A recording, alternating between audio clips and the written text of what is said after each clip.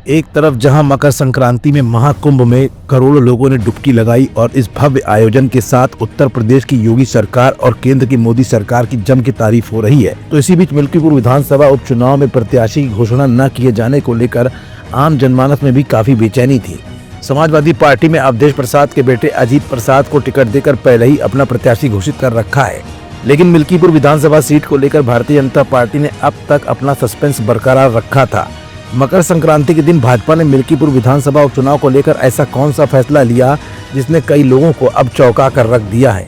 Bharatiya Janata party ने रातों रात अचानक गोरखनाथ बाबा और अन्य कैंडिडेट्स की दौड़ में शामिल कौन से नाम को आगे लाकर रख दिया।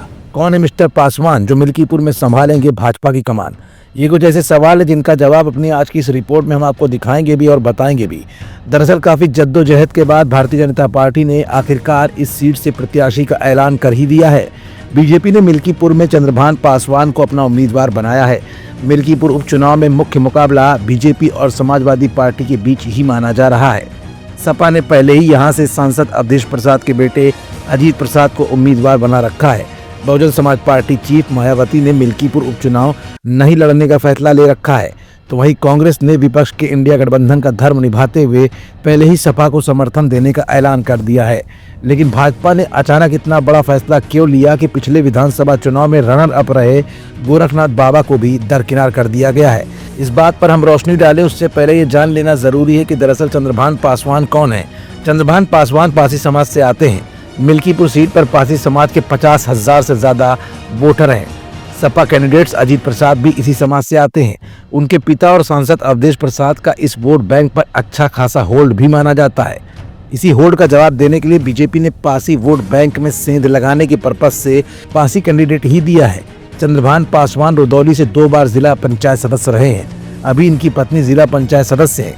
इनका परिवार मुख्य रूप से सूरत का व्यवसायी परिवार है। साड़ी के व्यापार में पूरा परिवार बेहद सक्रिय है। ये रुदौली में भी साड़ी का कारोबार करते हैं।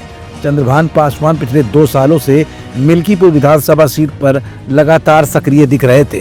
फिलहाल भाजपा के अप्रत्याशित फैसला लेने के बाद जहां एक तरफ भाजपा ने मिल्कीपुर विधानसभा सीट पर अपना सस्पेंस पूरी तरह से खोल कर रख दिया है, तो वहीं अब देखना यह है कि समाजवादी पार्टी के दिग्गज नेता अवधेश प्रसाद के बेटे अजीत प्रसाद को मात देने के लिए चंद्रभान पासवान पारसी समाज के बीच कितनी पैठ बना पाते हैं और उस पैठ का कितना बड़ा असर मिल्कीपुर विधानसभा चुनाव में बीजेपी को जीत दिलाने के लिए कामयाब हो पाता है। हमारा channel Indian news services INS like, share and subscribe करना ना भूलें। बेल आइकन पर बटन दबाएं और देखें लेटेस्ट खबरें INS पर।